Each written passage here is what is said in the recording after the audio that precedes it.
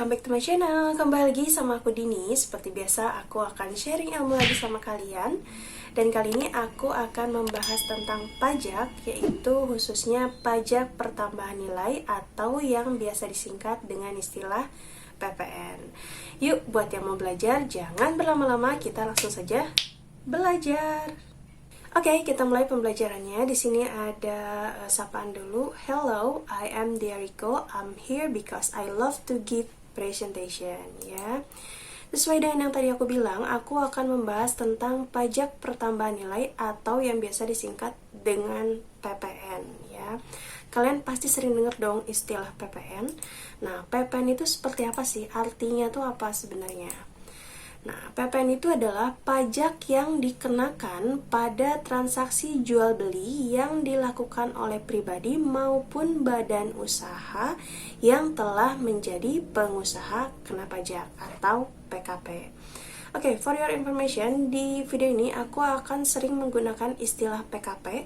PKP itu pengusaha kena pajak, ada juga BKP, yaitu barang kena pajak, dan JKP, jasa kena pajak. Ya, ingat-ingat ya.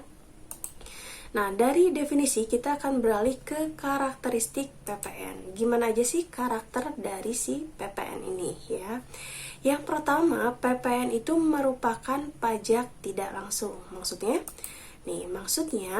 beban pajak itu dialihkan kepada pihak lain, yakni pihak yang mengkonsumsi barang dan jasa tersebut ya. Jadi orang yang menggunakan barang atau jasa tersebut yang dikenakan PPN, makanya disebut dengan pajak tidak langsung. Yang berikutnya, karakteristik yang kedua itu adalah PPN sebagai pajak objektif. Artinya, kewajiban membayar PPN itu ditentukan oleh adanya objek pajak. Yang ketiga itu ada multi-stage tax, artinya dikenakan pada setiap mata rantai ya. Artinya perusahaan ini dikenakan PPN ketika dia memproduksi maupun mendistribusikan barangnya ya. Jadi PPN dikenakan baik dalam jalur produksi maupun dalam jalur distribusi. Yang keempat itu adalah PPN terutang dibayar ke negara menggunakan indirect subscription method or credit method or invoice method. Nah, artinya kayak gimana sih? Nih, artinya pajak yang dipungut PKP, pengusaha kena pajak, itu tidak otomatis wajib dibayarkan ke kas negara. Jadi nggak langsung wajib dibayarkan ke kas negara ya setelah dipungut dari konsumen, tetapi dihitung dulu dengan mengkurangkan pajak masukan dengan pajak keluaran. Jadi sebelum disetorkan ke kas negara ada perhitungan khususnya ya. Yang berikutnya, karakteristik PPN adalah PPN itu merupakan pajak atas konsumsi umum dalam negeri. Artinya, PPN ini hanya dikenakan atas BKP atau JKP, barang kena pajak atau jasa kena pajak dalam negeri saja, ya, bukan untuk di luar negeri. Kemudian yang keenam ada yang disebut dengan PPN bersifat netral. Artinya, tidak hanya dikenakan pada barang, tetapi PPN juga dikenakan pada jasa. Itu ya.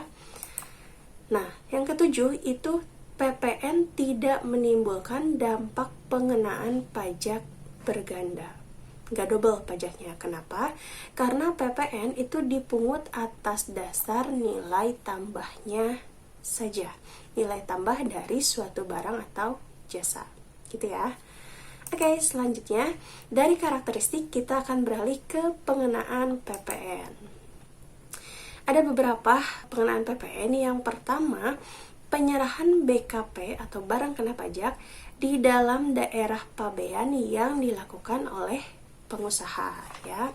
Buat kalian yang belum tahu daerah pabean itu apa, daerah pabean itu adalah wilayah Republik Indonesia yang meliputi wilayah darat, udara, dan laut, juga tempat-tempat tertentu di ZEE atau zona ekonomi eksklusif ya, dan landasan kontinen lainnya yang diatur sama undang-undang. Intinya keseluruhan wilayah negara Indonesia. Penyerahan BKP itu di daerah pabean dilakukan oleh pengusaha yang pertama, pengusaha itu menghasilkan dan mengimpor BKP, ya. Kemudian pengusaha itu bertindak sebagai penyalur utama atau agen. Yang berikutnya itu adalah pengusaha menjadi pemegang hak paten dan merek dagang. Pengenaan PPN selanjutnya itu adalah impor barang kena pajak, ya. Dan juga yang berikutnya ada penyerahan jasa kena pajak di dalam daerah pabean. Yang keempat, pengenaan PPN itu adalah pemanfaatan barang kena pajak tidak berwujud dari luar pabean, tetapi dia berada di dalam daerah pabean, ya. Jadi ada barang yang kena pajak berasal dari luar negeri, tapi dia posisinya atau tempatnya ada di daerah pabean, yaitu dikenakan PPN juga. Kemudian yang kelima, pengenaan PPN itu adalah pemanfaatan jasa kena pajak dari luar pabean di dalam daerah pabean. Sama yang kayak tadi nomor 4 ya, cuman di sini jasa bukan barang. Nah, selanjutnya ada juga pengenaan PPN itu adalah ekspor barang kena pajak yang berwujud oleh pengusaha kena pajak, ya. Dan selanjutnya yang dikenakan PPN adalah ekspor barang kena pajak tidak berwujud oleh pengusaha kena pajak. Jadi tadi yang keenam itu BKP yang berwujud, yang ketujuhnya ekspor BKP yang tidak berwujud. Yang terakhir ada ekspor JKP, artinya ekspor jasa kena pajak oleh pengusaha kena pajak. Nah, itulah ke-8 hal yang dikenakan oleh PPN. Selanjutnya, apa sih yang menjadi dasar pengenaan PPN ini? Nih, yang pertama, yang jadi dasar pengenaannya itu adalah harga jual, ya. Maksudnya harga jual di sini adalah uang, nilai uang, termasuk semua biaya yang diminta atau yang memang seharusnya dalam penyerahan barang kena pajak. Misalkan nih, biaya pengiriman barang tersebut, biaya asuransinya, biaya pemasangannya, dan lain-lain biaya yang dikeluarkan untuk BKP itu, ya. Yang selanjutnya adalah penggantian. Nah, ini untuk JKP atau jasa kena pajak.